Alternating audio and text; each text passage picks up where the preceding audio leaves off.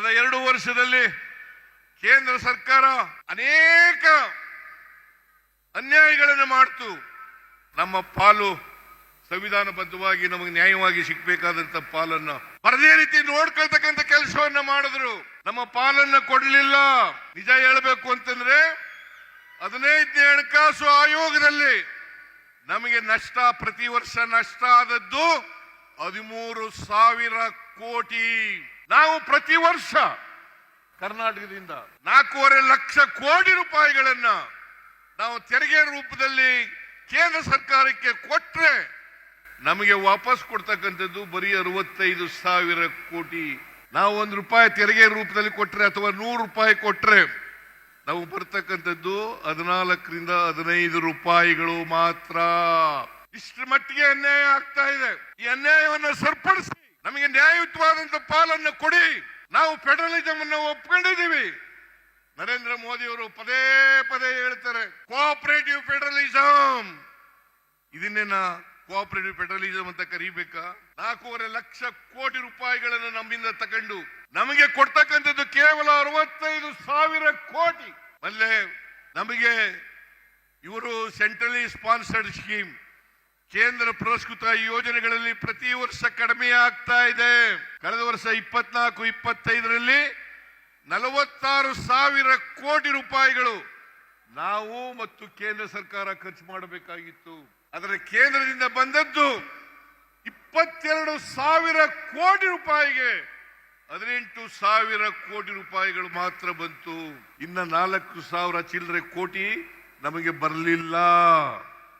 ನಾವು 46,000 ಕೋಟಿನಲ್ಲಿ 24,000 ಕೋಟಿ ರೂಪಾಯಿಗಳನ್ನು ನಾವು ಕೊಡ್ತೇವೆ. ನಮ್ಮ ಪಾಲನ್ನು ನಾವು ಕೊಟ್ಟಿದ್ದೀವಿ. ಆದರೆ ಕೇಂದ್ರದ ಪಾಲನ್ನ ಕೊಡ್ಲಿಕ್ಕೆ ಸಾಧ್ಯ ಆಗಲಿಲ್ಲ. ನಮಗೆ 15ನೇ ಹಣಕಾಸಿನ ಆಯೋಗದ ಶಿಫಾರಸಿನಲ್ಲಿ ಕಡಿಮೆ ಆಯ್ತು ಅಂತೇಳಿ ನಮಗೆ ಅಂದಿನ 15ನೇ ಹಣಕಾಸಿನ ಆಯೋಗದ ಅಧ್ಯಕ್ಷರಾಗಿದ್ದಂಥವರು 5,495 ಕೋಟಿ ರೂಪಾಯಿಗಳನ್ನ ಕೊಡಿ ರಾಜ್ಯಕ್ಕೆ ಅಂತೇಳಿ ಶಿಫಾರಸು ಮಾಡಿದ್ರು.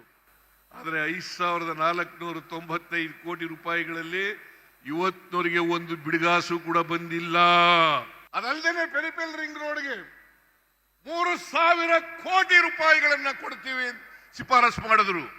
15ನೇ ಹಣಕಾಸಿನ ಆಯೋಗ ಪೆರಿಫೆರಲ್ ರಿಂಗ್ ರೋಡ್ಗೆ, ಬೆಂಗಳೂರಿನ ಪೆರಿಫೆರಲ್ ರಿಂಗ್ ರೋಡ್ಗೆ 3,000 ಕೋಟಿ, ಬೆಂಗಳೂರಿನಲ್ಲಿ ಇರ್ತಕ್ಕಂಥ ಕೆರೆಗಳ ಅಭಿವೃದ್ಧಿಗೆ 3,000 ಕೋಟಿ, ಒಟ್ಟು 11,495 ಕೋಟಿ ಕೊಡಬೇಕಾಗಿತ್ತು ಕೇಂದ್ರ. ಆದರೆ ₹1 ಕೂಡ ಬರಲಿಲ್ಲ. ಶ್ರೀಮತಿ ನಿರ್ಮಲಾ ಸೀತಾರಾಮನ್ ಕೇಂದ್ರದ ಹಣಕಾಸಿನ ಮಂತ್ರಿ, ನಮ್ಮ ರಾಜ್ಯದಿಂದ ರಾಜ್ಯಸಭೆಗೆ ಹೋಗಿರ್ತಕ್ಕಂಥವ್ರು.